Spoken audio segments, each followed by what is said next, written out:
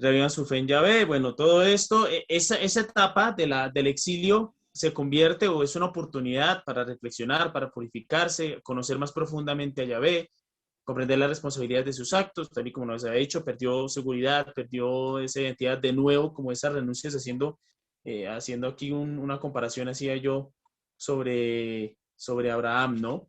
Lo que deja todo esto. Entonces el exilio se convierte en un lugar de encuentro con Yahvé, de corazón a corazón, una decisión de cambio, de conversión, un espacio de perdón y ayudados por algunos maestros que reconocen sus errores. Como guiados en este momento aparecen ahí algunos personajes importantes, que es Jeremías, el Deutero Isaías, aparece Ezequiel, Daniel también y otros personajes, ¿no? Y en este caso, pues, reavivan su fe en Yahvé. Vamos a buscar esa cita bíblica, Ezequiel capítulo 20, versículos del 42 al 44. Vamos a recordar qué nos dice esa cita bíblica, ¿listo? Ezequiel capítulo 20, versículos 42 al 44, que nos dice: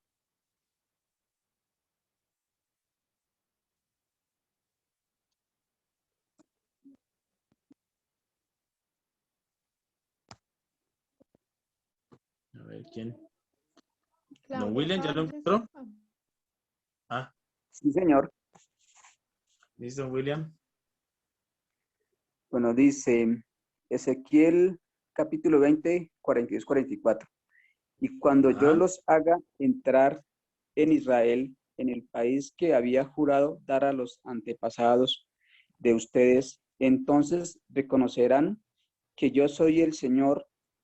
Allí se acordarán de todas las malas acciones con que se han profanado y sentirán asco de ustedes mismos por la mucha maldad que han cometido, pueblo de Israel. Cuando yo los traté a ustedes, no de acuerdo a su mala conducta y peores acciones, sino haciendo honor a mi nombre, entonces reconocerán que yo soy el Señor, yo el Señor lo afirmo. Palabra de Dios. Te alabamos, Señor. Muy bien, entonces este texto primero pues es un poco fuerte, es fuerte, ¿no? Tiene un lenguaje muy duro, porque el Señor en ese momento que les dice, listo, van a volver, van a retornar, pero recuerden que ustedes se desviaron, que ustedes cometieron errores, tienen que arrepentirse, tienen que volver a mí.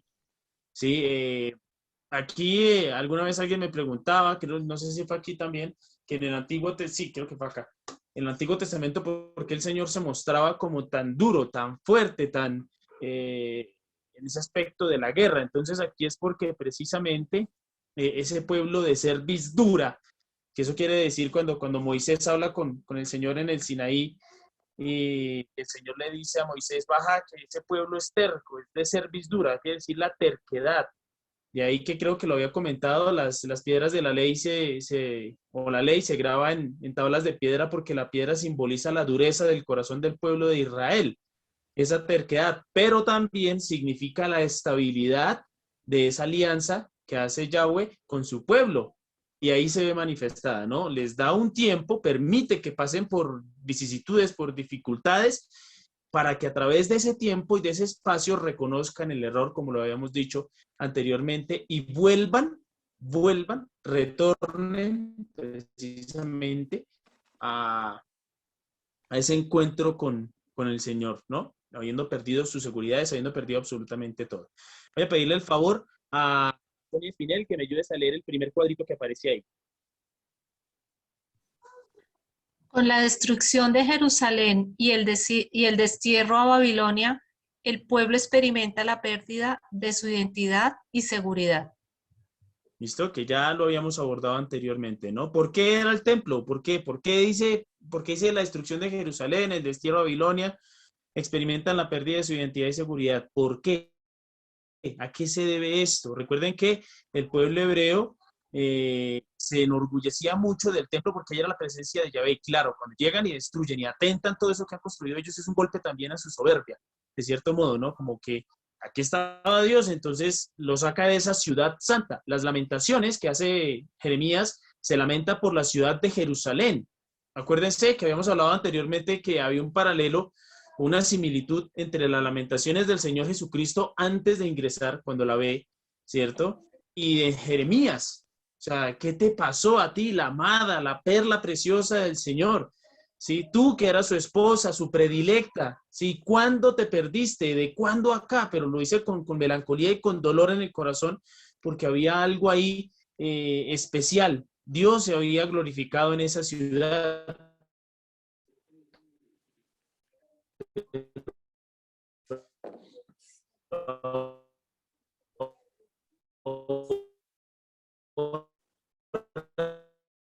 No te escuchamos bien, Víctor. Esperemos que le Está esté aterrizando escuchando. la nave espacial por él. Lo vinieron a Víctor, recoger. no se te escucha bien. Esperemos que le vuelva la onda. En unos minuticos le volverá la onda.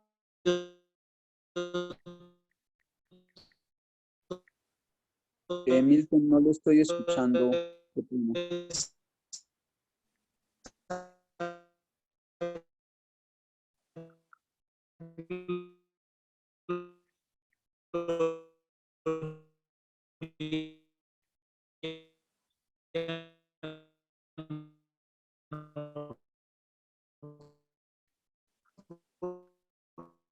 Aló, aló, ¿me escuchan? Me tocó por aquí. Ah, volviste ya. Nada, tocó no por se te oía nada.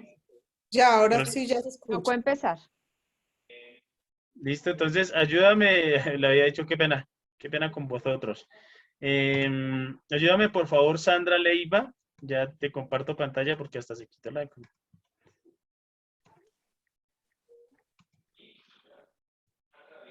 Están viendo la pantalla, ¿verdad? Ayúdame, Sandra Leiva, a leer ese segundo recuadro. Listo. El exilio es un tiempo de reflexión sobre su propia identidad y sobre lo que Dios quiere enseñar.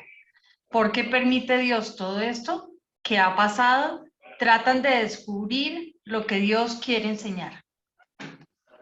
Oiga, muy interesante, muy bonito lo que sucede acá, lo que nos dice este recuadro, ¿no? El exilio es un tiempo de reflexión sobre su propia identidad. Miren lo que pasa acá. El pueblo reflexiona sobre quiénes somos nosotros ahora. ¿Quiénes somos nosotros ahora? El pueblo elegido de Yahvé, ese pueblo que se regocijaba en la gloria de su Dios, que había perdido el camino, porque ahí empiezan a reconocer, empiezan a hacer como esa evaluación, ese examen de conciencia, podríamos decirlo así, y comienzan a volver sobre sí mismos y a decir, ¿quiénes somos realmente nosotros? ¿Somos ese pueblo que hizo ese pacto con Dios? ¿Esa alianza eterna? ¿Qué somos? ¿Qué somos? ¿Mm? ¿Qué es lo que quiere Dios enseñar? ¿Qué es lo que quiere Dios enseñar? ¿Sí me están escuchando bien? Sí. Sí. Sí, no me pueden ver porque la camarita está dañada, pero estoy esperando aquí que el celular reviva. Perdónenme, Escuchamos perfecto, para, tranquilo. para poderlos ver. Entonces, ¿qué quiere Dios con esto? Fíjense que comienzan ellos a leer la historia. Ellos comienzan a leer la historia de su pueblo, la historia de sí mismos. Y es precisamente, pienso yo, que es lo que hacemos nosotros en cada situación de la vida, ¿no? Nosotros nos preguntamos y decimos, ¿qué quiere Dios de nosotros con esto? Y es a través de, pero es a través de situaciones traumáticas. No siempre es el caso, pero la gran mayoría sí, donde se comienza a manifestar eso, donde comenzamos a ver y comenzamos a evaluar ese aspecto. ¿Qué quiere Dios? Fíjense que en relación al pueblo de Israel resignifique esa,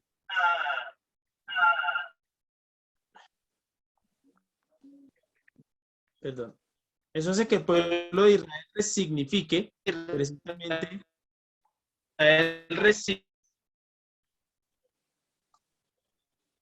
aló, ¿me escuchan? No, creo que te va mejor dejar sin el celular porque ahí es cuando empieza a fallar la cosa, Milton. Sí, se apagó el computador y todo. Bueno, voy a quedarme por aquí, voy a esperar que vuelva aquí el PC. ¿Quién quedó con se cerró? ¿Quién quedó con el de anfitrión, perdón? Yo lo tengo, Martín. ¿Tú lo tienes? Listo, Katica. Vale, ya.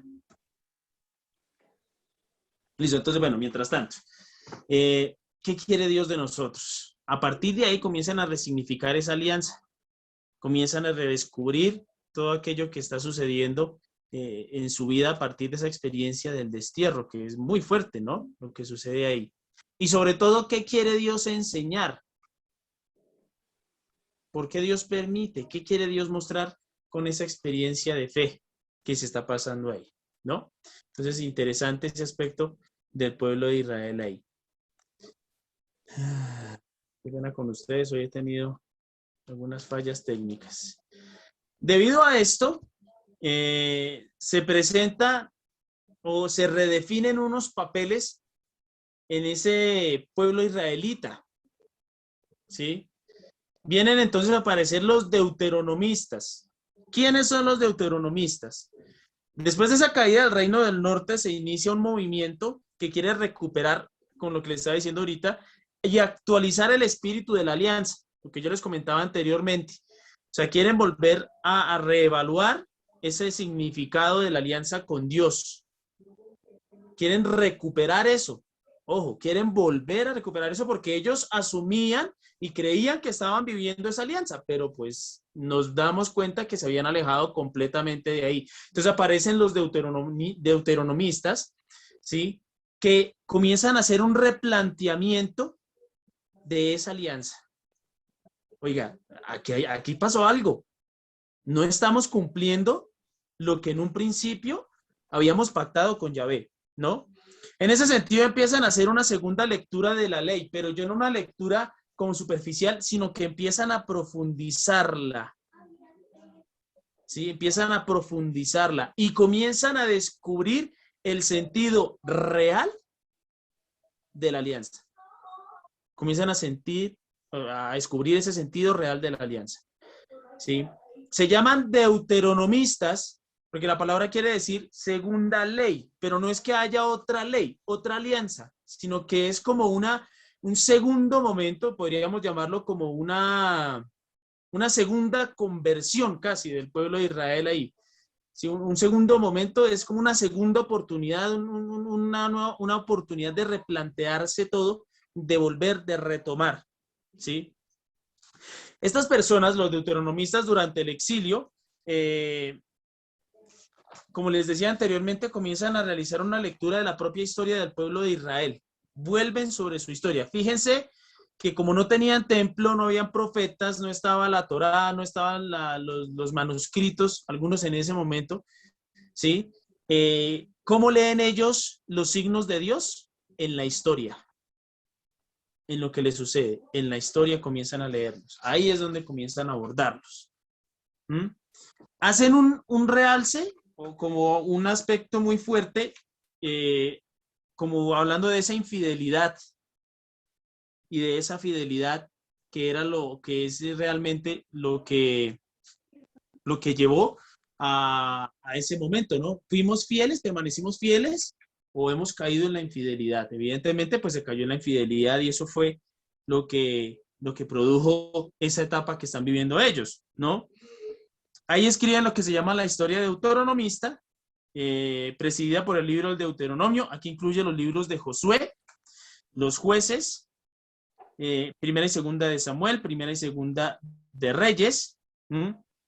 Y estos, en esta etapa, ¿sí? ayudan en el pueblo, en el exilio, o a través del exilio el pueblo comienza a descubrir la suerte que se debe a las infidelidades a la alianza pactada con el Señor. Todo acto tiene un efecto, ¿no? Me voy a remitir incluso al Éxodo cuando el Señor habla con Moisés y le dice algo muy fuerte. Moisés pues le habla al Señor y le dice, mire, el pueblo lo quiere, Señor, es el pueblo que usted ha elegido, y el Señor le dice, listo, está bien. Dile a mi pueblo que yo le perdono todas sus faltas, pero que no dejo ninguna sin castigo. Y el Señor es claro y vehemente ahí, muy fuerte, contundente con lo que dice. Dile a mi pueblo que yo le perdono todas sus infidelidades, todos sus pecados, pero que no dejo ninguno sin castigo.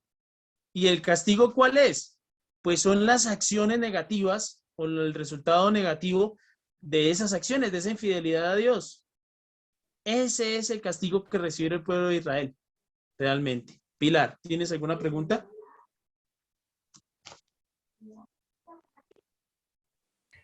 Sí, señor. Pues es que es con respecto a lo que se hablaba de que ellos como que eran muy arraigados al templo. Eh, pues yo no sé qué tanto de pronto podríamos pensar que Jesús contradijo eso, porque para ellos el templo era solamente el lugar, el lugar a donde iban. Pero Jesús nos enseñó que el templo somos nosotros mismos, es el Espíritu Santo, nuestro corazón. Entonces, ¿hasta qué punto podríamos pensar que Jesús contradijo esa parte de que ellos da más importancia a un sitio que a la misma, no sé cómo llamarlo, al mismo culto? Entonces, no sé si de pronto él contradijo eso o lo interpretó o no lo hizo ver a nosotros de otra manera. Listo, muy bien, Pilar. Ya te doy respuesta. Vamos a escuchar a Gladys para escuchar su inquietud y respondemos a las dos incógnitas que se generan ahí. Gladys.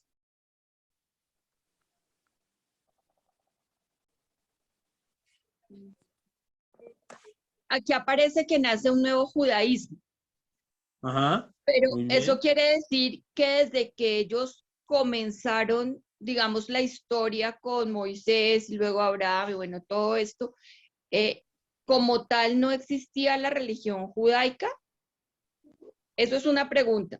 Y la otra es, si en la medida en que, digamos que el pueblo igual, el pueblo de Israel siguió siendo fiel, infiel y siguió con ese ciclo, ellos siguieron con ese ciclo hasta tanto, digamos, llegaron a la Segunda Guerra Mundial, donde volvieron a ser perseguidos y de hecho, pues ahorita otra vez están allá agarrados con Siria.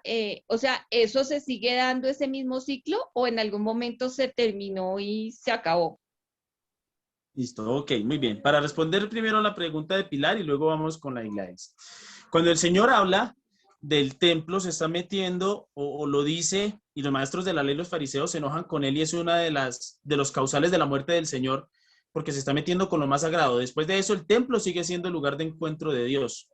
Dios no demerita el templo como lugar sagrado donde él habita. Ojo, él no está demeritando el templo.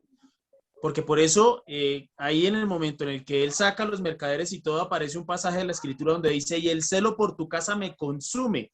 Y el mismo Señor dice, mi casa es casa de oración y ustedes la han convertido en cueva de bandidos. ¿Mm? Entonces, lo que hace el Señor en ese momento es decirles, resignificarles qué es el templo. ¿Qué es el templo?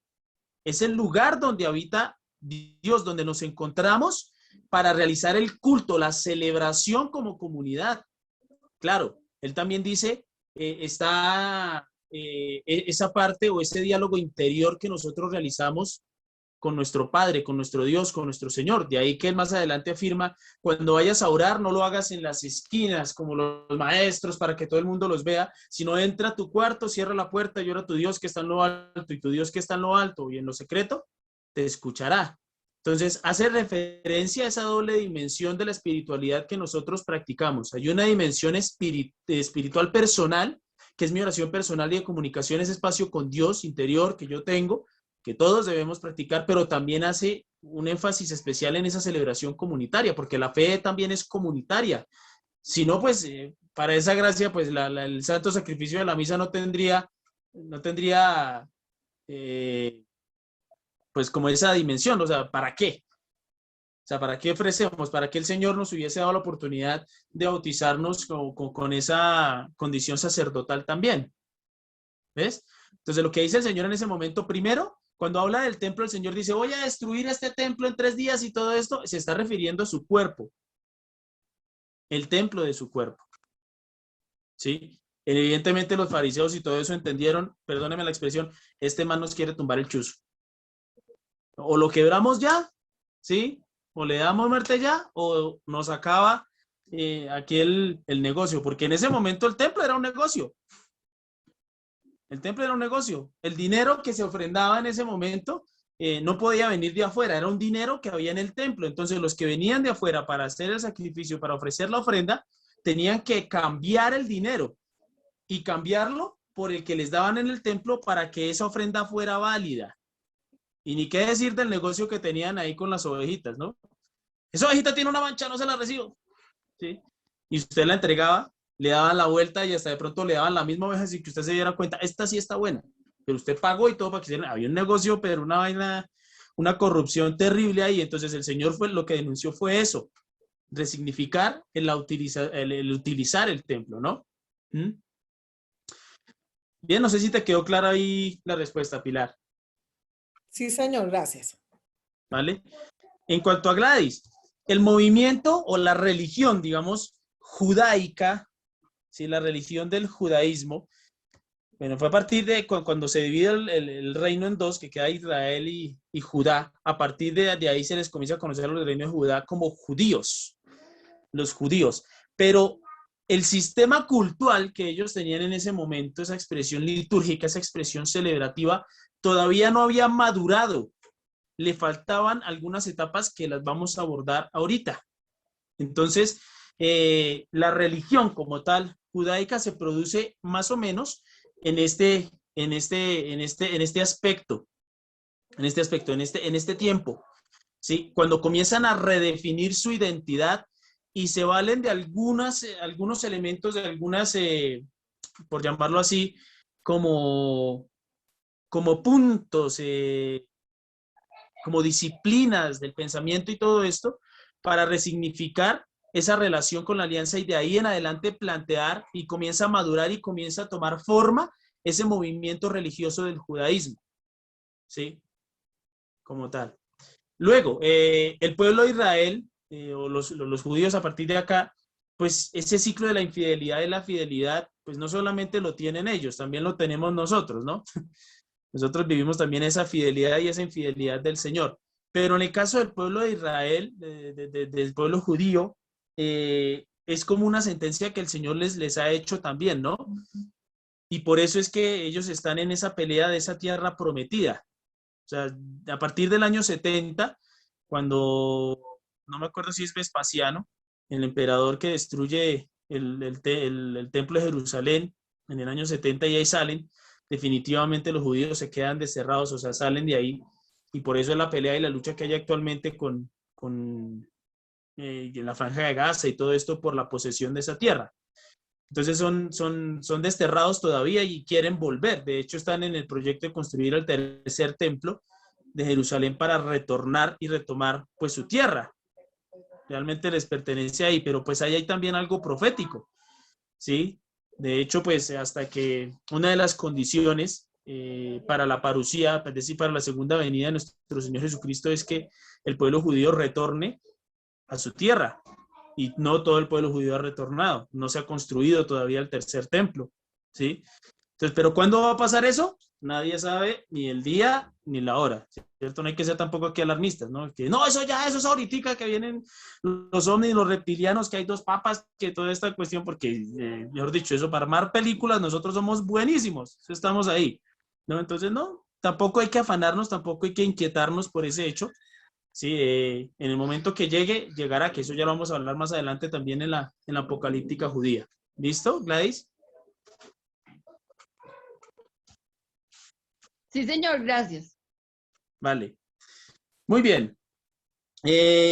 Carolina.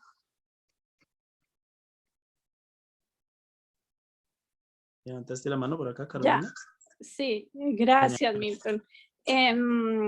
A ver, respecto a la primera pregunta sobre el templo en el que Jesús podría desconfigurar la idea del templo como lugar sagrado, como el lugar que los antiguos tenían como lugar el único lugar, pues, de alabanza a Dios y de presencia del Dios supremo.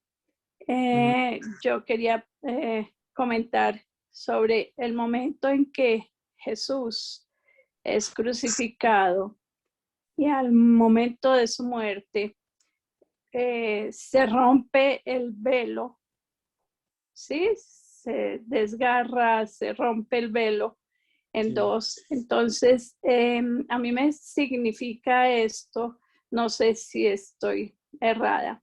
El velo que, recordemos que antes, en la antigüedad, el templo siempre conservaba la alianza y el culto detrás de un velo donde estaba el sacerdote. El santo de los santos, sí. Sí. Y en el momento en que Jesús muere y se rasga este velo, me significa a mí que con su resurrección, con la muerte y resurrección de Jesús, este velo ya se rasga para darle preponderancia a su resurrección, a que Jesús es el templo, a que Jesús es el Dios, el Hijo del Padre, es Dios vivo en esta Eucaristía, lo que tú decías. El sentido de la Eucaristía es que Jesús es quien nos viene a dar vida en Él, vida nueva en Él. Okay. ¿Me hago entender? ¿O muy confuso? Sí. Sí, señora. Bien, de hecho te podría decir también que hay un significado interesante en ese rasgarse ese velo, y es que acuérdense que la alianza con el Señor Jesucristo es la nueva alianza. La alianza mosaica en ese momento pierde toda su validez, toda. Por eso el Señor en la última cena dice, esta es mi sangre, sangre de la nueva alianza y la eterna, ¿no? Sangre de la nueva alianza, de la nueva y eterna alianza, que será derramada por muchos para la remisión de los pecados. O sea, hasta ese momento la ley mosaica tiene validez. De ahí para adelante ya no se necesitan hacer más sacrificios de corderos ni nada, porque ya el Señor Jesucristo es el que se ofrece de una vez y por todas, ¿sí? Para restablecer esa relación con Dios que se había perdido desde Adán, ¿sí? Entonces ya no es necesario hacer el sacrificio mosaico, sino que ya es el mismo Señor Jesucristo por medio de la actualización del sacrificio de la misa que nos da, pues, nos recupera esa amistad con Dios, ¿vale? Perdóname, a eso me hace recordar, hablando de la ley mosaica, cuando Moisés baja del Sinaí para no mostrar su rostro resplandeciente, para no asustar al pueblo, creo que él baja con un velo, cubierta su cara, ¿sí? Me parece También, a mí. sí. En ese sentido, todo decía, no me acuerdo en este momento qué padre de la iglesia decía, pero todo misterio divino se vela. Sí. Sí, es decir, todo misterio divino también hay un significado ahí, como que no podemos entenderlo, comprenderlo a profundidad, sino que se va develando poco a poco. Dios se va revelando en la historia, se va revelando en la relación personal que tenemos con Él, ¿sí? Entonces es también ese sentido. Bueno, gracias, Milton. Sí, gracias. Vale, muy bien. Un aspecto importante acá, para continuar, y hablando pues de los deuteronomistas, que son ese movimiento que replantea la ley, surgen también como los sacerdotes en ese momento que animan, impulsan y forman al pueblo en las prácticas y costumbres para mantener, ojo, su identidad nacional. Aquí, para darle respuesta a lo que te decía Gladys, comienza a surgir o comienza a crecer el judaísmo como sistema cúltico, ¿sí? Como cultural en ese aspecto, y también cultural. El judaísmo también como un movimiento cultural. En estas narraciones de los jueces, de Daniel, todo esto, vamos a encontrarnos que a muchos hebreos, a muchos judíos los obligaban o querían obligarlos a adorar a los falsos dioses, a hacer prácticas que iban en contra de lo que el Señor les había prohibido, ¿no? Entonces, que comer cerdo, que practicar algunas cosas que iban en contra de su ley. Entonces, lo que hacen ellos aquí en este momento, por medio de los sacerdotes que los animan, es a permanecer fieles, a conservar esa identidad. Estamos en crisis, ¿sí?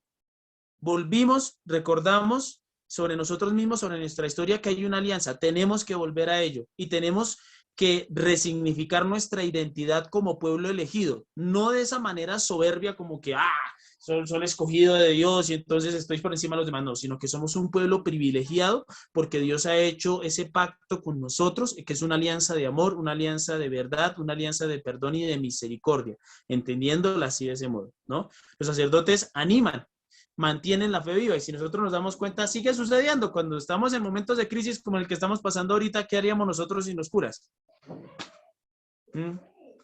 ¿Qué haríamos nosotros sin ellos? O sea, es lo mismo que sucede ahí, ¿no? Necesitamos, hay que estar también, y esas palabras de aliento que nos dan, y nos hacen precisamente mantenernos firmes en esa identidad cristiana y en ese seguimiento a Dios. ¿Está difícil la situación? Sí, pero no debemos claudicar, al contrario, mantenernos firmes, mantenernos orantes, permanecer y ser perseverantes ahí en esa alianza y en esa amistad con Dios, ¿no? Y aquí surge ya esa identidad nacionalista de los judíos. Aquí, como durante este tiempo, en esta etapa de la historia se les comienza a hablar mucho de los judíos, esos judíos, los judíos, los judíos. Entonces, a partir de ahí comienzan a tomar relevancia esa identidad, tanto cultural como cultural. ¿Listo? Y el movimiento de los profetas que suscitan la esperanza del pueblo y anuncian una nueva y definitiva alianza. Es la renovación, ¿sí? Entonces viene Jeremías, vamos a buscar Jeremías 31, voy a decir las citas bíblicas para que alguien me ayude y vamos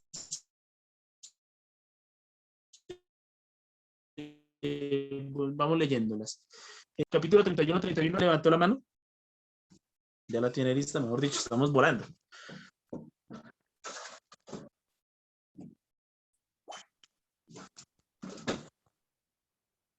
¿Ya, Milton? Sí, señora.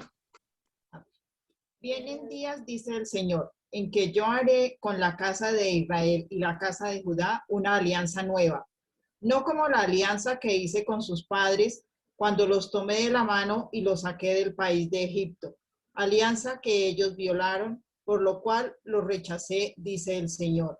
Esta es la alianza que haré con la casa de Israel después de aquellos días. Pondré mi ley en su interior, la escribiré en su corazón y seré su Dios y ellos serán mi pueblo.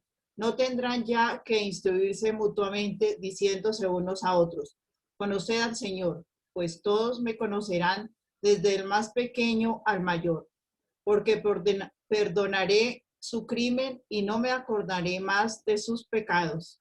Palabra de Dios. Vamos, Señor. Muy bien, alguien que me ayude a buscar Ezequiel 36 del 24 al 38, por favor.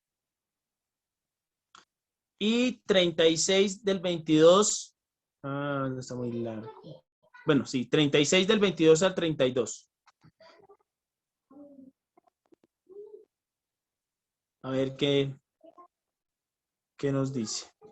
Muy bien, uy, por acá Sandra Leiva. Y luego, ¿cuál tienes tú, Sandra Leiva? Tengo la del Ezequiel 36, 24 al 38. Listo. ¿Qué nos dice?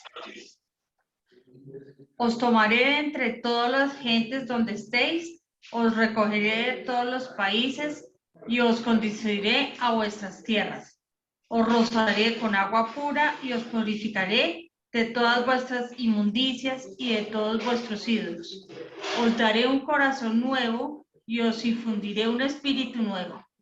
Quitaré de vuestro cuerpo el corazón de piedra y os daré un corazón de carne.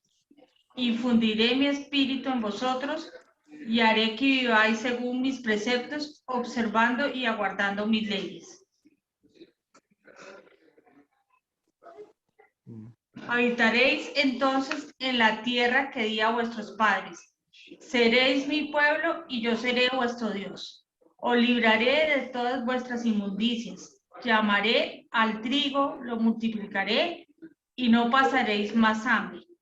Haré que los árboles den abundantes frutos y el campo sus productos, a fin de que no sufráis más el aprobio del hambre entre las naciones.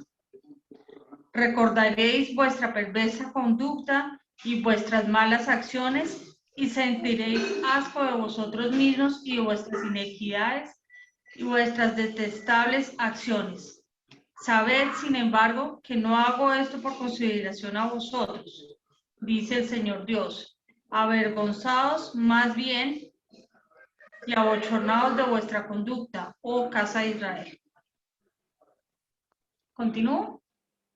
Muy bien. No, podemos dejarlo ahí. Entonces, ese movimiento sacerdotal, los profetas que surgen en este momento, animan al pueblo. El Señor toma una iniciativa, de nuevo, como siempre, toma la iniciativa de volver, de retomar, de resarcir, de recuperar, de sanar esa herida que quedó ahí de haber violado, de haber sido infieles en esa alianza, ¿no?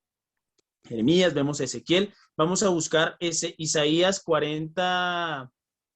Uy, Dios.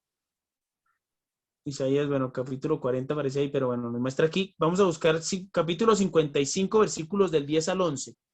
¿Alguien lo tiene? Por aquí, de pronto, no sé si Lore Ortiz, ¿no? Tenías la mano levantada.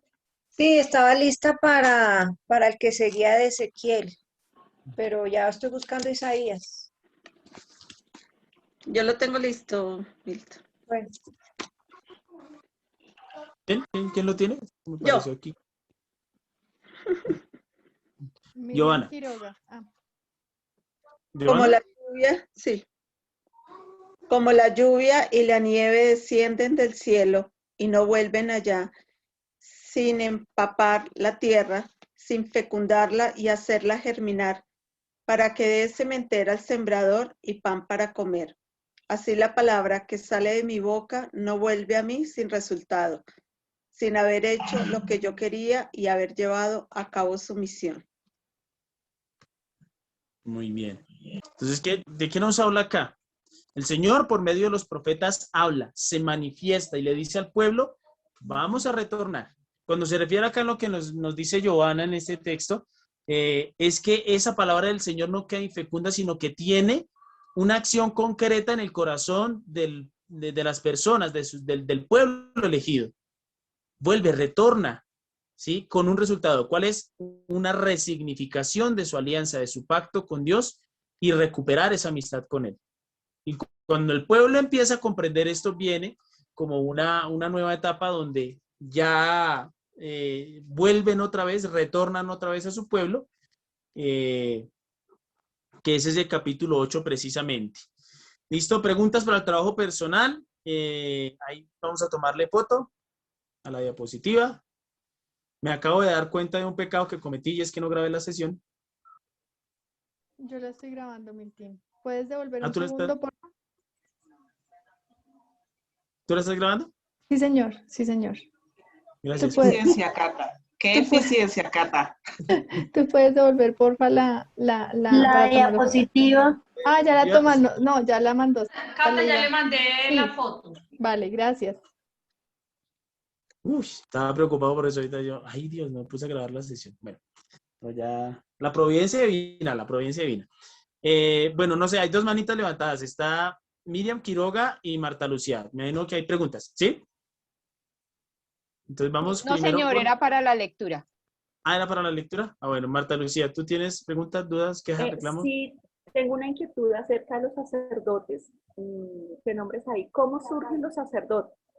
Ahí hablas de sacerdotes y profetas. Tenemos claro cómo surgen los profetas, pero el surgimiento de los sacerdotes, ¿cómo se da en ese momento? Bueno, en ¿De este dónde momento, surge? ¿Cómo es el proceso? del destierro son los sacerdotes que fueron llevados también como esclavos, que fueron desterrados a Babilonia. No se podía ofrecer el culto. Sí, no se podía ofrecer el culto en el templo, pero lo que hacían ellos era instruir al pueblo.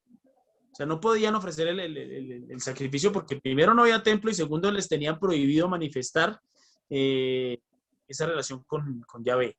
Entonces lo que hacían los sacerdotes en este momento era, por eso lo dice ahí, alentar, guiar, sostener la fe del pueblo, ¿sí? Como diciéndoles, esto va a pasar, pero para que sea realmente significativo este momento y no se pierda, tenemos que replantearnos el papel que estamos desarrollando nosotros y lo que nos quiere decir Dios. O sea, por los profetas y los sacerdotes, es que ese signo especial de la historia del pueblo de Israel también comienza a entenderse, ¿no? El por qué Dios permite o para qué Dios permite esto, que es a través también de esa guía de los sacerdotes y los profetas, ¿vale? Bueno, gracias. Ok, vamos con Pilar Vallen y luego Ana Sierra. Yo tengo dos preguntas. Primera. La primera es, sabemos que pues el pueblo de Israel pues no era solamente una ciudad, eran varias ciudades. En cada una de las ciudades había un sitio de culto o a ellos les tocaba siempre desplazarse a Jerusalén para hacer culto. Esa es la primera. Y la segunda es sobre la ley mosaica que tú nos decías que a partir de Jesús esa ley ya no tenía mucha significancia. En las lecturas de esta semana, precisamente, en las cartas de Pablo que se están leyendo, se está hablando acerca de una controversia que había respecto a eso, que ellos le preguntaron a Pablo si era necesario circuncidarse, bueno, todo esto. Y fueron a donde los presbíteros precisamente les dijeron que no era necesario que les impusieran más leyes a todas estas personas que no venían del judaísmo, sino que vienen de otras religiones o son paganos, que no les tendrían que poner esas leyes mosaicas porque con Jesús ya no existían. O sea, ellos estaban ratificando pues lo que tú nos acabas de decir, que no, que la ley mosaica Jesús ya la abolió prácticamente, pero sí hay mucha base en esa ley. Sí es así, o sea, siguen basándose en esa ley. Esa es como la otra apreciación. Bien, cuando me refiero a la ley mosaica, acá no me refiero a los 10 mandamientos, al decálogo, ¿sí? Me refiero al pacto, a la alianza que se hizo en ese momento. Esa alianza que consistía en renovarse a través del sacrificio de un cordero en la Pascua, ya no es necesaria hacerla, porque ya viene el Cordero de Dios que quita el pecado del mundo, ¿sí? Que nos da la oportunidad, que nos limpia, que nos purifica. Entonces, esa es a ese pacto que se realiza en ese momento, porque claro, el decálogo sigue teniendo vigencia, ¿sí? Que el Señor lo resumió en dos, ¿cierto? Los dos mandamientos más importantes: amarás al Señor tu Dios con tu corazón, con tu mente, con tus fuerzas, y a tu prójimo como a ti mismo. En los mandamientos hay dos subgrupos. Los primeros 3 mandamientos están dirigidos a Dios, y los otros 7 mandamientos están dirigidos o tienen como ese contexto del pueblo, de la salvación del hombre. El primero es amar a Dios sobre todas las cosas, no jurar su santo nombre en vano, y tercero, santificar las fiestas, es decir, lo que tiene que ver con la gloria de Dios. Y el segundo grupo, que es del 4º mandamiento hasta el 10º, tienen que ver como con el pueblo, con la santificación del hombre, ¿sí? O sea, como la vivencia de esa relación con Dios manifestada para los otros a través de pues no robar, no matar, no mentir, todo este tipo de cosas, ¿ves? Entonces la ley mosaica tiene como esas dos partes, ¿no? El sacrificio, pero está el decálogo, y el decálogo sigue siendo vigente, ¿no? Si tú amas a tu prójimo, no robas, no matas, no mientes, no engañas, no codicias, no cometes actos impuros, ¿no? ¿Sí? Entonces van dirigidas al prójimo y a mí como persona, ¿ves? Entonces se abole el hecho del sacrificio del cordero, o sea, ya no es necesario, porque hay un nuevo pacto eterno que lo sella nuestro Señor Jesucristo con su sangre, ¿vale? ¿Bien? Bueno, yo tengo una inquietud. ¿A qué se debe el nombre de profetas mayores y profetas menores? Listo, ok, vale. Creo que Pilar tenía otra preguntita que se me olvidó. ¿Cuál era? Disculpa. Que si en los otros pueblos habían más templos o si era solamente el de Jerusalén. El centro de culto era en Jerusalén porque David lo instauró así. Él construyó el templo allá y allá tenían que viajar todos, ¿sí? Todos, absolutamente todos tenían que viajar, ¿sí? Y visitar y rendir culto al Señor. Se construyeron o hubo otros centros de culto, pero el centro más importante, el centro primordial, era el templo de Jerusalén. Luego, en esta etapa lo vamos a ver, ¿sí? Se construyen las sinagogas, que son como centros de enseñanza y lugares donde se practica ya el culto y se celebra de manera pública, de manera comunitaria. Pero en ese momento el centro del religioso, el centro del culto era Jerusalén y todos viajaban allá. De ahí que, por ejemplo, la Santísima Virgen María, cuando niña, más o menos a sus 4 o 5 años, San Joaquín y Santa Ana la llevan a presentar porque era precepto, era ley, ¿cierto? Y ella misma sube las escalinatas del templo y se presenta donde el Señor diciéndole, bueno, aquí estoy, diga pues no más, yo estoy para lo que usted diga, ¿sí? Entonces pero el centro primordial del culto era Jerusalén. ¿Listo? Ahora sí, vale. ¿Listo? Ahora sí, vale. Ahora sí vamos con Ana y luego con Carolina. Bueno, con doña Carolina.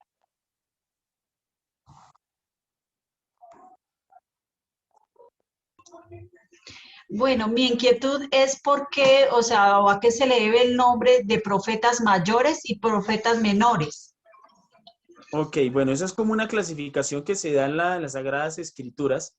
Los profetas mayores son Jeremías, Isaías, Ezequiel y Daniel, porque digamos que son los libros más largos de los libros proféticos, y son los profetas como con una fuerza más grande y un ímpetu, o que aparecieron en momentos muy críticos, muy importantes de la historia del pueblo de Israel. No significa que los otros no lo sean, ¿sí? Porque creo que son 18. Creo que son 18, sí. No tengo muy presente. Creo que son 18 o 18 profetas, o sea, 18 profetas los que aparecen ahí. Son 4 mayores y el resto, pues, profetas menores. Pero esos profetas menores, digamos que es como por el contenido también que tienen en sus escritos.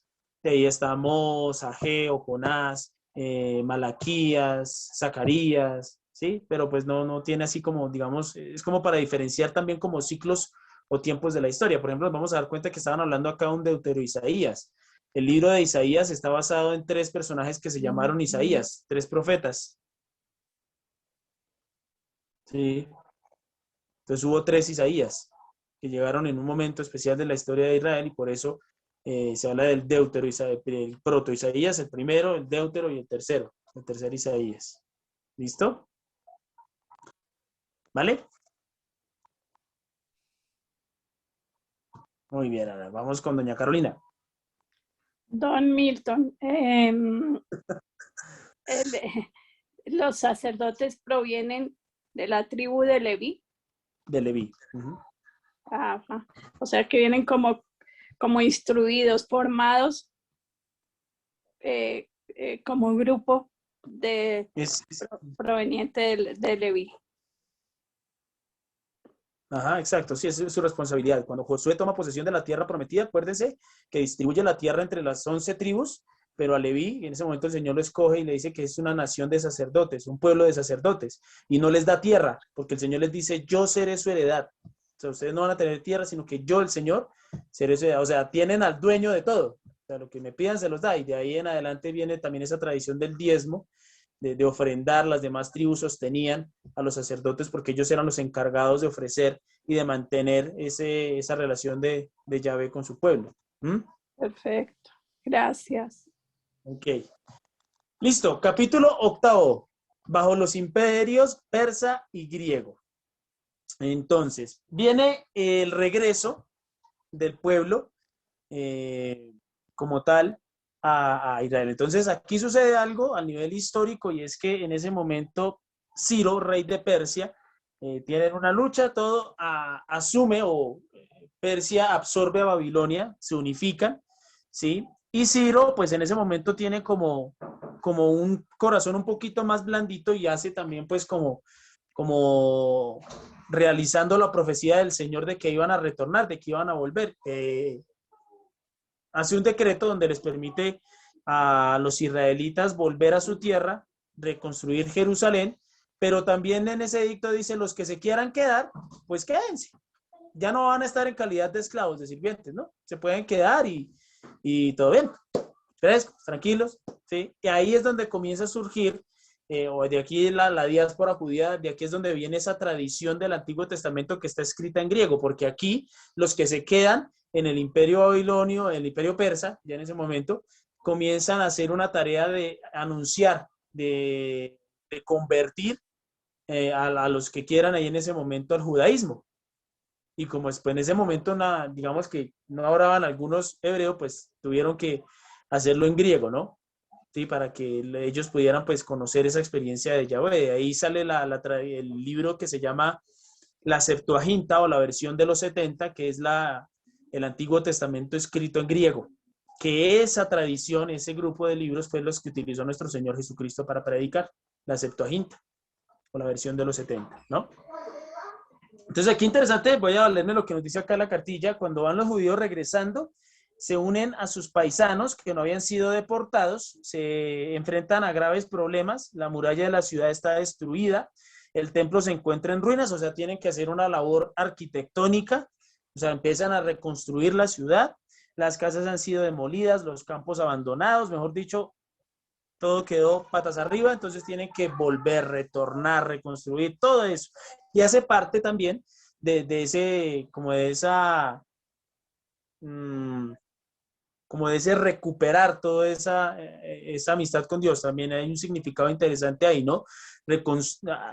Hay alguien que dijo alguna vez, para construir algo nuevo es necesario deconstruir, ¿sí? O sea, volvieron sobre sus cenizas, sobre lo que había ahí, y retoman, a partir de ahí construyen una nueva experiencia, una nueva relación, ¿no? Aquí hacen una importante aparición los profetas, pues Ageo, Zacarías y el tercer Isaías, como les decía, animan, impulsan al pueblo durante esta época y fomentan especialmente la reconstrucción del templo, que es terminado en el año 520. Casi un siglo después se comienza la reconstrucción de las murallas de la ciudad. Esa reconstrucción de las murallas de la ciudad las termina Herodes el Grande, el que mandó matar a los niños cuando nace nuestro Señor Jesucristo. Sí, aquí pues Herodes fue un hombre, históricamente, digámoslo, el tipo le fue bien, porque era un constructor y era un administrador buenísimo, pero pues en la cuestión de la fe y todo eso sí dejó que su corazón se inclinara a otras cosas, ¿no? Entonces aquí vamos entendiendo muchas cosas también del pueblo de Israel, ¿no? Este segundo templo es el que destruye el emperador Vespasiano, si no estoy mal, no me acuerdo el nombre bien, en el año 70. Aquí como tal, bueno, aparece también Esdras, un profeta interesante, una labor muy bonita la que él realiza en este tiempo, como animándolos para que no se rindan, ¿no? Esdras y Nehemías hacen una profunda reforma religiosa y social. Aquí ya comienza a darse un orden social dentro del pueblo de Israel y la reforma religiosa es estructurando el sistema cultural. Sí, aquí ya se comienza a ver más como las celebraciones, el cómo se hace, qué se distingue la una de la otra, en fin, todo este tipo de cosas. Y hay unos puntos claves que se toma o que se reafirman dentro de esa tarea, de esa reforma que realizan Esdras y Nehemías. Uno, se reafirma la figura de Yahvé como único Dios y como liberador. Yahvé como único Dios y como liberador. O sea, algo que ya se sabía, pero les recuerda, ¿no? Eso se llama, de alguna oportunidad tenemos el espacio del encuentro con algún maestro, rabino o algo así, se llama el Shema. ¿Sí? ¿Cuál es el Shema? Recuerda, Israel, el Señor tu Dios es solamente uno, y a Él adorarás y rendirás culto. No habrá otros dioses fuera de Él. Ese es el chiste en tu corazón, se los enseñarás trabajando todo el tiempo. ¿Sí? Una resignificación que ya venía desarrollándose, entendiendo de la ley, la alianza, ¿sí? Ese pacto que se había realizado con Dios anteriormente. El templo. Aquí entonces se vuelve a reconstruir el templo y se le da esa importancia real, ¿no? De sitio donde celebramos nuestra fe, donde nos encontramos con Yahvé, sin olvidar también ese aspecto que ganaron durante el destierro, que fue ese encuentro personal con Él, ¿no? Por acá nos dice lo siguiente, ¿no? El pueblo organizado en torno a la ley y el templo, con una historia expresada en las escrituras y con la esperanza de la instauración del reino de Yahvé. A partir de aquí se comienza a tener como esa visión también de Ay, ¿qué pasó? Se fue la pantalla, ¿cierto? No. No, Milton, ahí sí. Ay, Y ahora sí. Ahora sí. Ahora sí se fue. Señor Jesucristo, perdón. Se fue del todo esto. Sí, se fue el computador porque me quedó otra vez a mí la anfitrión. La anfitrión. Listo, otra vez acá. Entonces, bueno, retomemos, ¿no? La ley, el templo. Se comienza a hablar de ese reino de Yahvé. Desde aquí ya se comienza a desear que venga el Señor. Aquí se hace como más latente esa figura del Mesías, del prometido, el que viene a instaurar ese reino de Dios prometido al pueblo, ¿no? Se puede decir que es la religión del libro, haciendo referencia a que es una religión que ya comienza a tomar una estructura también académica, porque es necesario estudiarla, comprenderla, guardarla, amarla, así como hacemos nosotros también en la catequesis. Podríamos decir que es un proceso catequético y que comienza a realizarse ahí en ese momento en el pueblo de Israel. ¿Sí me hago entender?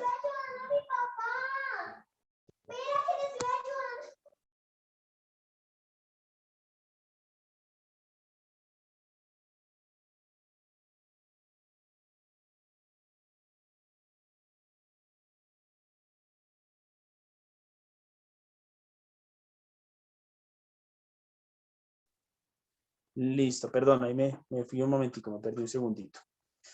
La circuncisión aparece acá como un rito, como algo especial que va a identificar, es como ese rito de iniciación a la vida espiritual, a la vida pública, a la vida social también del pueblo israelita, que es lo que nos hablaba por acá Pilar, ¿no? En cuanto a la circuncisión, eso ya, pues evidentemente ya no es válido, porque San Pablo dice, el que se quiera circuncidar, que se circuncide, y el que no, pues no. Y no pasa absolutamente nada. Nuestra circuncisión la hacemos en el corazón, es decir, nos despojamos, nos entregamos a Dios completamente. Y aparece esa ley del sábado, esa ley que tanto le criticaron al Señor Jesucristo. No, oiga, sus discípulos están arrancando espigas el sábado, es como el toque de queda, alguna vaina de esas, y oiga, sus discípulos están saliendo, y el Señor les dice, pues para que vean que el Hijo del Hombre tiene autoridad, ¿sí?, sobre el sábado, pues no pasa nada, y les hace una comparación bastante fuerte, ¿no? Les dice, oiga, si ustedes van con una mula y la mula se cae a algún hueco, ¿ustedes la dejan morir o la sacan de ahí? Entonces no sean hipócritas, ¿sí? El sábado fue hecho para el hombre, más no el hombre para el sábado. Entonces era un día sagrado, un día de encuentro con el Señor, pero un día también de descanso. En ese día, por ejemplo, los siervos y los esclavos no debían trabajar, no debían realizar ninguna labor, sino exclusivamente pues dedicarse al culto al Señor y un descanso también merecido. Sandra. Milton, una pregunta.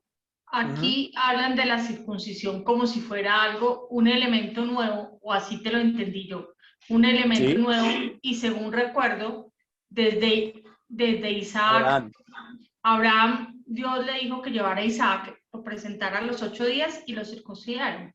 ¿O estoy equivocada? No, estás bien. Pero en ese momento adquiere carácter jurídico. Ah, ok.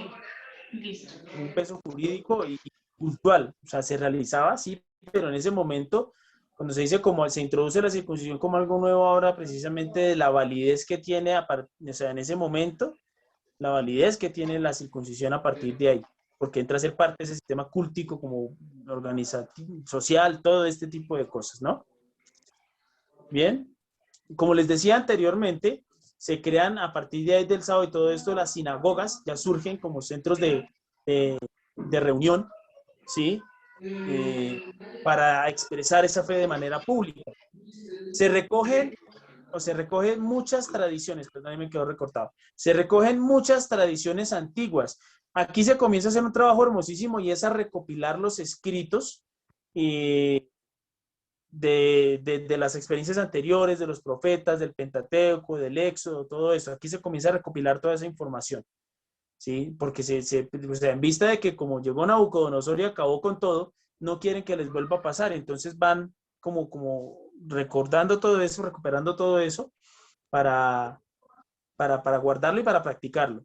Se termina de redactar el Pentateuco y la obra o los libros de Nehemías y Esdras. Mire que es más o menos hacia el año 520, 510 más o menos, que se termina el Pentateuco. ¿Desde dónde? Mira dónde venía eso y mira dónde, hasta dónde se va terminando. Entonces, por eso es importante también entender que las Sagradas Escrituras no fueron escritas en secuencia, ¿no?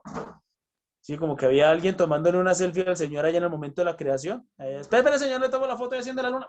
Entonces, grabamos y escriba. Y Dios creó la luna. Póngale coma ahí para que no enrede. No, eso no fue cíclico, no fue así secuencial, sino que de hecho, aquí el Pentateuco se termina de escribir, pero ya existían los escritos de los profetas.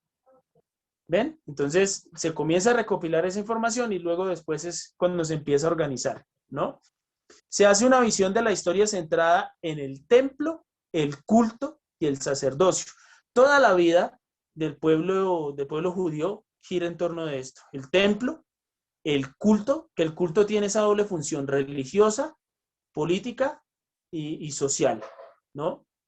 Religiosa porque indica la relación que tengo con Dios, política porque a partir de ese culto, de la ley mosaica, de los mandamientos y todo esto era el sistema jurídico que ellos tenían, ¿sí? Para hacer juicios, para todo esto. Y al nivel social, pues porque había unas responsabilidades, no estaba el sacerdote, estaba el escriba, estaba el fariseo, comienzan a existir como estos grupos que ya los vamos a ver. ¿Listo?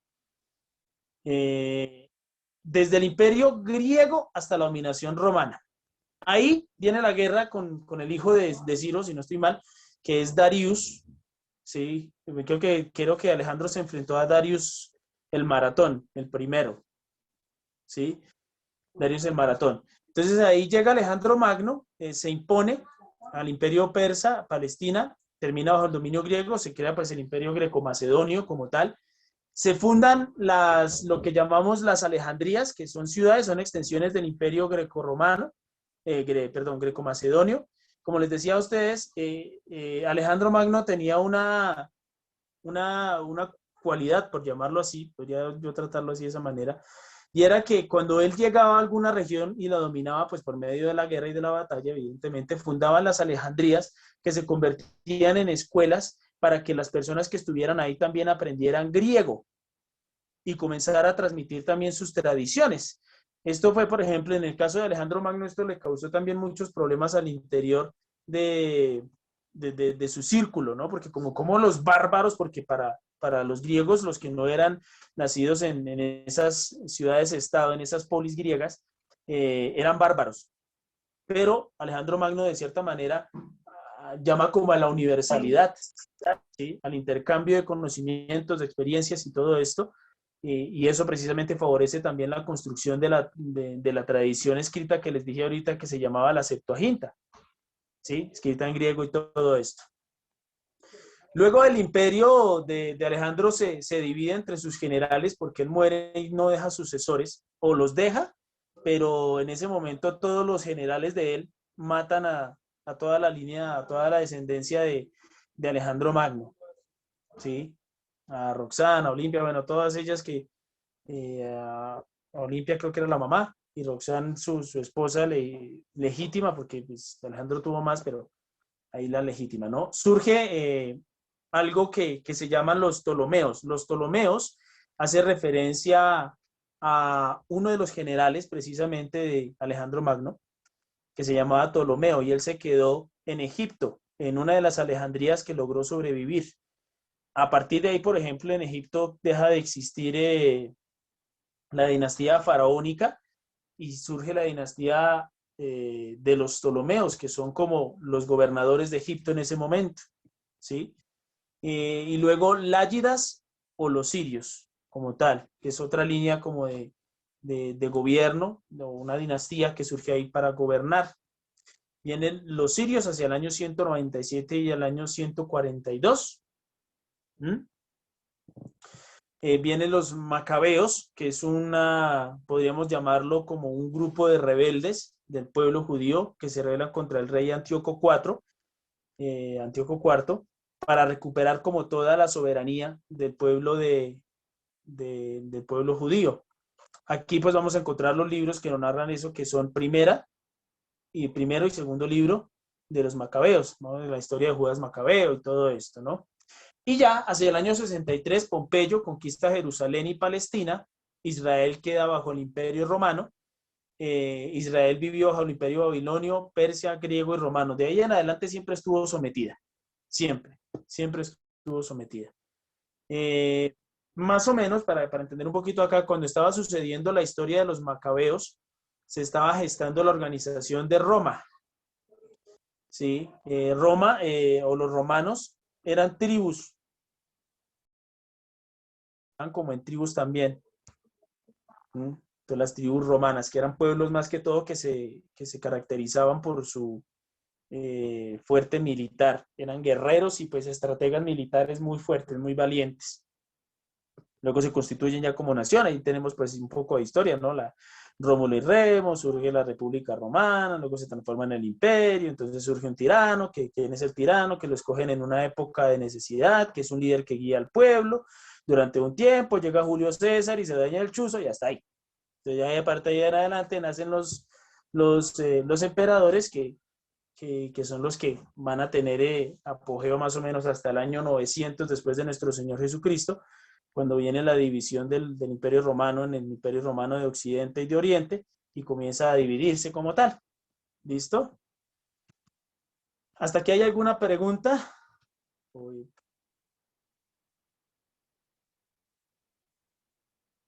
¿No? ¿Seguros? ¿Vamos bien?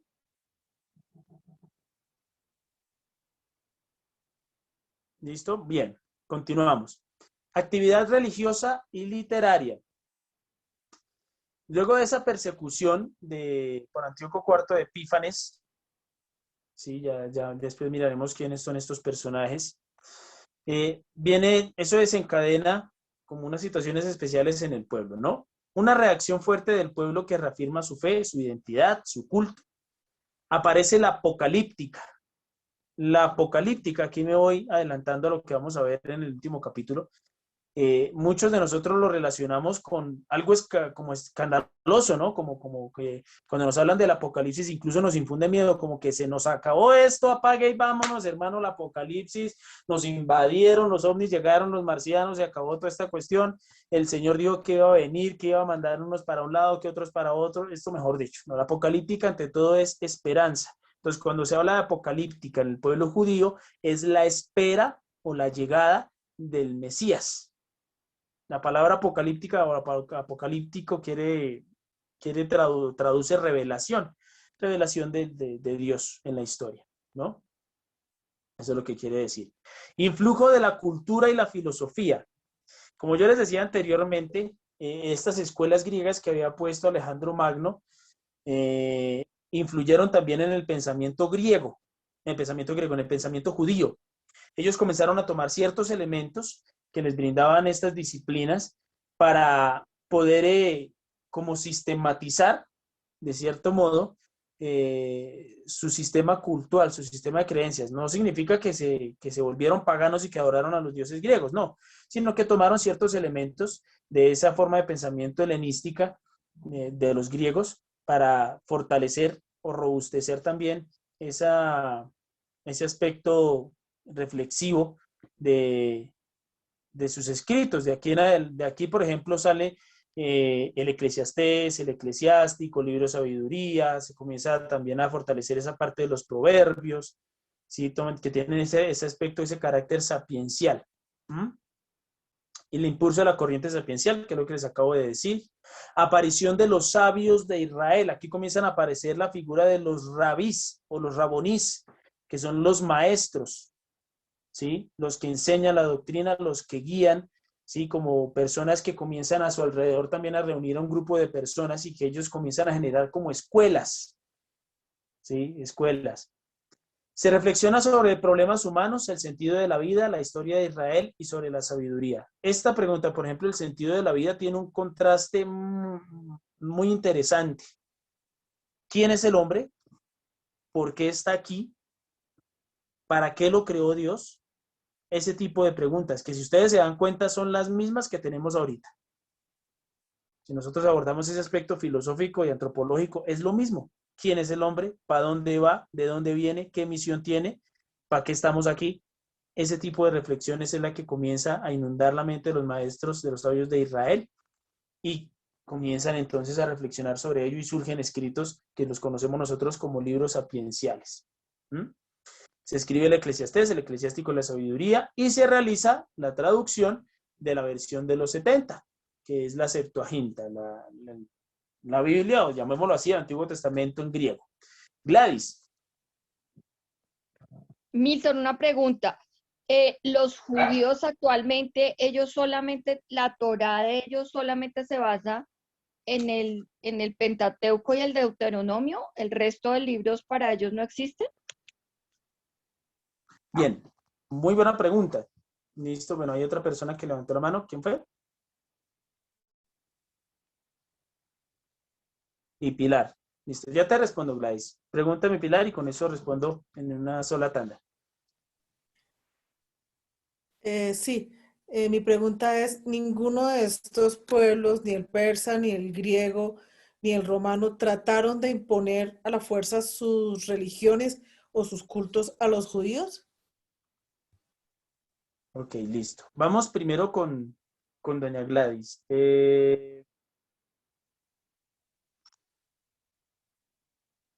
Ay, se me fue la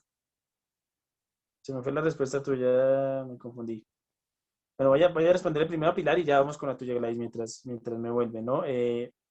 Los griegos y los romanos tenían, al momento de conquistar, se imponían por la fuerza porque por poder militar lo podían hacer. Pero la forma de conquistar o la forma en que ellos ejercían autoridad era, ustedes crean en lo que quieran, practiquen su culto, pero que no nos falte la plata. Los impuestos. ¿Mm? Era eso lo que los movía, lo que los mantenía como en ese aspecto. Y era también algo como de cierta manera atrayente, tal vez, ¿sí? Porque pues habían otros pueblos, por ejemplo el babilonio, ¿sí? Que ellos sí imponían que se creyera en sus dioses y castigaban con la muerte al que no lo profesara. Claro, los romanos y los griegos eran muy celosos con sus deidades. Si usted se metía con ellos, pues usted entraba perdiendo. ¿Sí? Primero porque eran el gobierno, la autoridad, y pues segundo pues porque era algo pues sagrado para ellos y si se metían con eso pues obviamente había un problema jurídico, legal y de todo, ¿vale? ¿Listo, Pilar? Gladys, repítame la pregunta por favor, es que Sí, Milton. Si ellos, o sea, la Torá o como ellos, o como los judíos actualmente estudian su Biblia, por decirlo así, se compone del Pentateuco y del Deuteronomio y nada más, ninguno de los otros libros de nosotros, o tienen algunas otras cosas que nosotros no conocemos. Muy bien, entonces ahí hay una clasificación de los libros de la Septuaginta, llamémoslo así, esa Biblia judía, que tiene 39 libros. Está el Pentateuco, o la Torá, que es donde se contiene la ley, y está la Tanaj. La Tanaj son el otro grupo de libros. Y dentro de esos libros hay una subdivisión, ¿no? Están los libros de los profetas, los manuscritos de los profetas, los libros de la sabiduría, de los sapienciales, ¿sí? Y hay otros libros que tienen ellos no dentro del canon de las escrituras, sino otros libros de consulta o como libros como tenemos nosotros también de espiritualidad. Está el Talmud, está... Se me fue el otro. Bueno, hay como 2 o 3 libros de reflexiones que tienen ellos, ¿no? De esos escritos. Pero entonces existe eso, esencialmente la Torá y la Tanaj. La Torá, que es la ley, y la Tanaj, que son los otros escritos. Vale, ya la escribo acá para tener. Entonces, la Torá, que ya se nos está pasando el tiempo.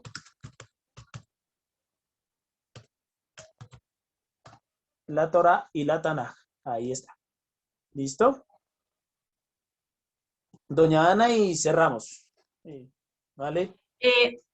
O sea que los sabios reemplazaron a los profetas.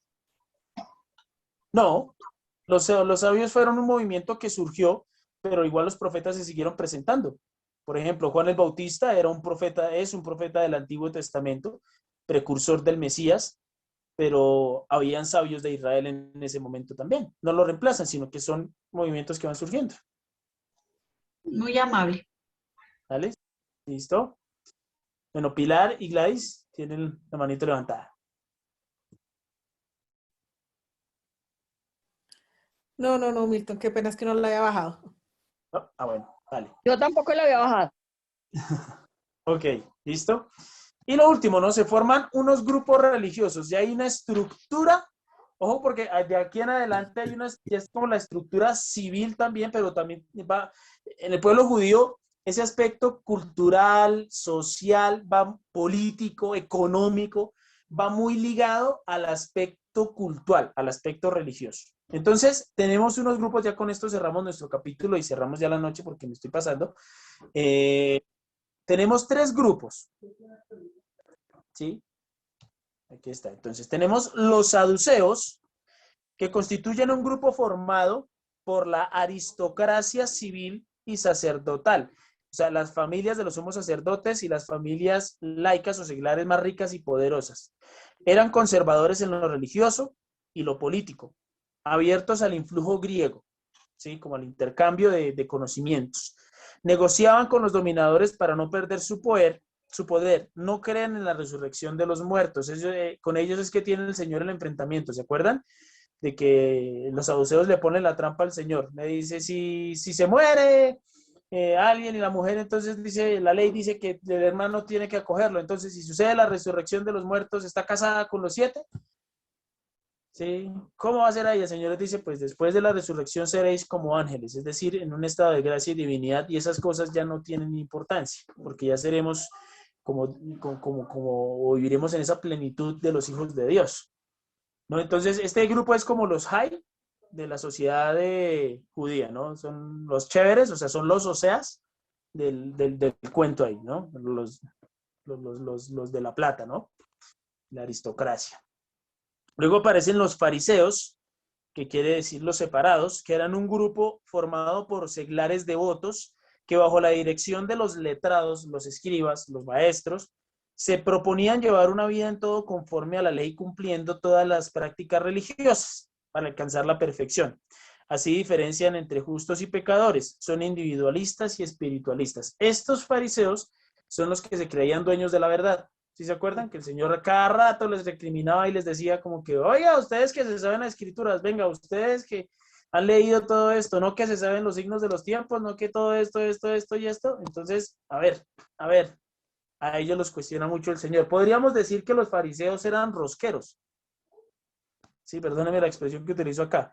Sí, como que el que nos cae bien y toda esta cuestión y que como que va con nuestra onda, listo, bien, se salva. Pero el que no hace lo que nosotros decimos, no cumple las leyes y todo, pues ese no.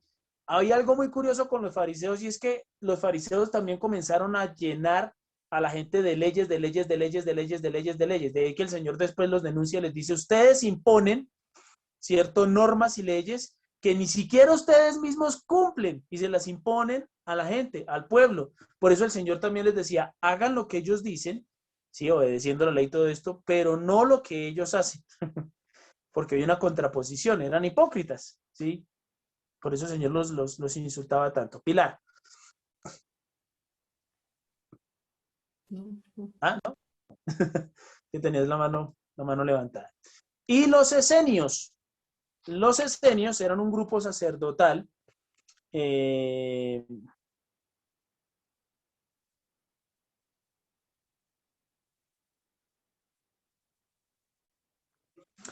los esenios eran una rama sacerdotal también, ¿sí? Entonces aquí dice, por último, el grupo de los esenios que había roto con el sistema político y religioso. Eran como los que ponían ahí un punto diferente. Ya lo vamos a abordar, ¿no? Llevando al extremo la tendencia farisea, consideraban el culto impuro y el sacerdocio ilegítimo, por eso se separaron y vivían en comunidades muy centradas en sí mismas. Eran llamados los puros y en la observancia estricta de la ley, esperando la restauración divina. A partir de esta experiencia de lo que se llaman los esenios, surgen en la iglesia los padres de la iglesia. Los esenios eran sacerdotes, en su gran mayoría ermitaños. Vivían a las afueras. ¿Sí? Por ejemplo, Juan el Bautista podría llamarse como uno de estos, un maestro esenio, porque vivía apartado, ¿sí? Denunciaba de manera fuerte y vehemente como el comportamiento de los sacerdotes que vivían dentro del pueblo, porque se dejaban llevar, se dejaban seducir por las cosas del mundo, pero no prestaban la atención debida al Señor. Bien, entonces, pero digamos que podríamos decir que eran como los radicalistas en ese aspecto religioso. O sea, se les llamaba los puros porque en su práctica eran muy rigurosos. Sí, eran muy rigurosos, eran muy rigoristas también al momento de cumplir la ley, los preceptos y todo esto. ¿Vale? Gladys. Milton, de esta tribu de los esenios también es donde viene la rama de la Virgen María, ¿cierto? San Joaquín era esenio, era sacerdote esenio. O sea que ellos cumplían, mejor dicho, la ley súper estricta, pues a Exacto. rajatabla. Sí, eran rigoristas. Claro que no hay que verlo, o sea, el rigorismo, bueno, existían esos dos extremos también ahí. El rigorismo que era por cumplir las cosas y por aparentar, pero el rigorismo que era el verdaderamente cumplir las leyes por amor de Dios, ¿no? Participar en ese cumplimiento de la ley por el amor de Dios. ¿Ven? Entonces ese es como lo que vamos viendo ahí. Y sí, San Joaquín pertenecía a la rama de los sacerdotes esenios.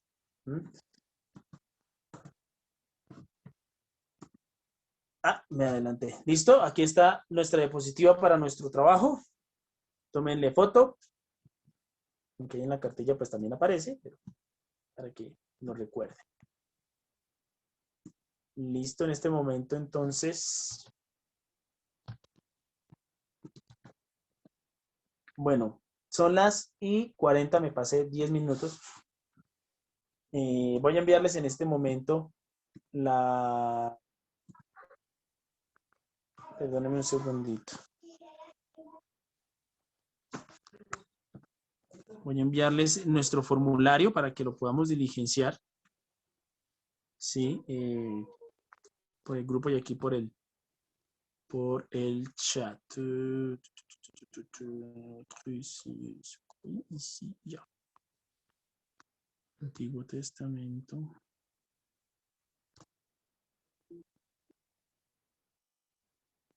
Bueno, acaba de llegar en este momento ahí al grupo y lo voy a colocar también aquí.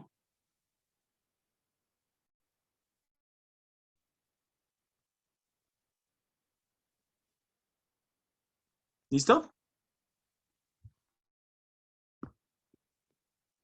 Entonces, para que lo vayamos llenando. No sé, ¿me puedo tomar 5 minuticos más? Pues mientras llenamos el formulario, mientras lo diligenciamos. ¿Alguna pregunta, queja, reclamo?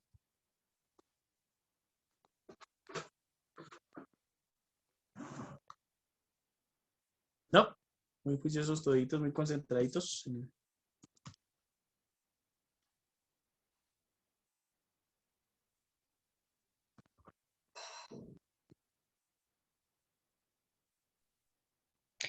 Milton, ¿cómo se llama esa imagen que tienes de pantalla? Pues cuando no estás tú o la presentación, está la Virgen con Jesús, Dios, el Espíritu Santo. No me acuerdo cómo se llama, pero es como un fresco que hay en una capilla, algo así, pero déjame, yo la busco y la subo al grupo si algo. Me parece lindísima. Para que lo tenga así. Me gustaría saber cómo se llama para buscarla. Esa, muy linda. Gracias. Dale.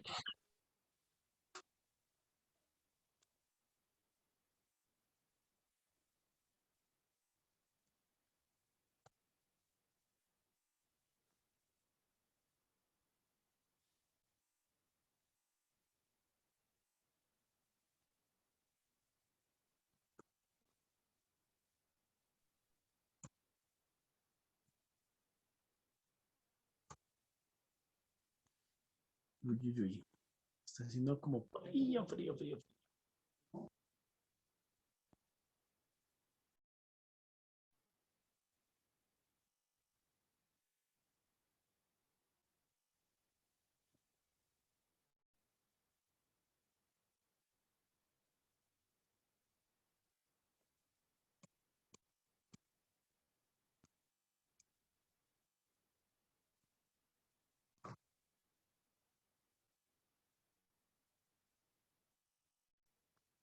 Bueno, en nuestro próximo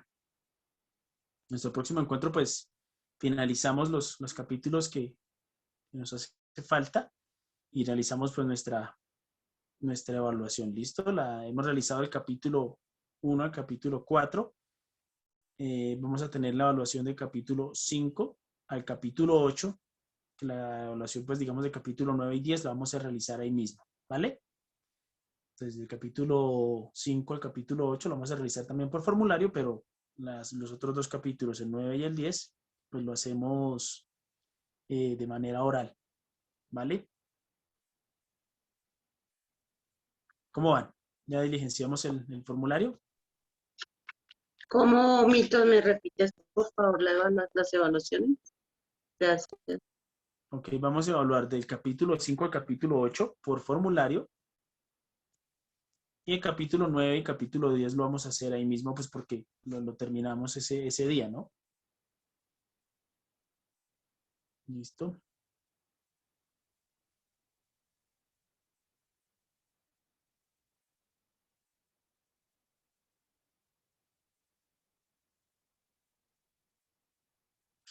Bien, ¿hay alguna duda, alguna pregunta? Ah, bueno, ya me acordé de uno de los libros está el Talmud, está la Cábala judía. Estaba pensando, estaba echándole cabeza. ¿Cómo es que llaman estos libros? De la Cábala, estaba el Talmud y hay otro. Yo sé que hay un tercero, pero se me olvidó. Entonces, que son como libros como de la sabiduría popular también de ese pueblo judío, ¿no? Milton, una pregunta, ¿tú sabes por qué ellos se mueven cuando están orando? Eso tiene que ver con como un sistema de memorización también, o sea, este movimiento que hacen ellos cuando están, pues ayuda a memorizar también y es como una posición especial también del cuerpo como para concentrarse más también en ese aspecto, ¿no? Pues eso en el sentido práctico. En el sentido espiritual no sabría decirte a fondo qué significaría ese movimiento. Y otra pregunta es que la verdad es que últimamente he visto varias películas específicamente de los israelitas hasídicos, pero ellos siguen como conservando esa, digamos, como esa misma clasificación social, o sea, como los sacerdotes seguir siendo como la alta, como sí, como digamos, la alta alcurnia y el resto. Pues cuando fueron, realmente conservan algo, no todo, esencialmente porque cuando viene la destrucción del templo y viene como esa diáspora otra vez, esa segunda diáspora, por llamarlo así, eh, pues ya no hay un templo donde ofrecer el culto, todo esto, pero pues hay algunos sacerdotes y todo, pero digamos que esa tradición se mantiene más como por los cabezas de familia, como por los padres cabezas de familia, ¿no? Pues donde hay sinagogas y todo esto, pues siempre hay como un sacerdote que guía o que dirige esa oración también, ¿no? Pero no, así que yo conozco, que yo sepa, no. Hay unas ramas incluso que surgieron también a partir de ahí, que es el judaísmo ortodoxo, está el judaísmo de la nueva ola, que son los que hablan del Señor como Mesías, pero pues no se quieren pasar a la Iglesia Católica porque no sé por qué lo hacen si ya saben que Jesús es el Mesías y que aquí está conservado pues lo que el Señor transmitió, lo que el Señor dejó para salvarnos. Y hay otros que se llaman los sionistas, que es un movimiento también extremista. Y en fin, han surgido también ahí dentro de ellos como unas sectas. ¿Mm?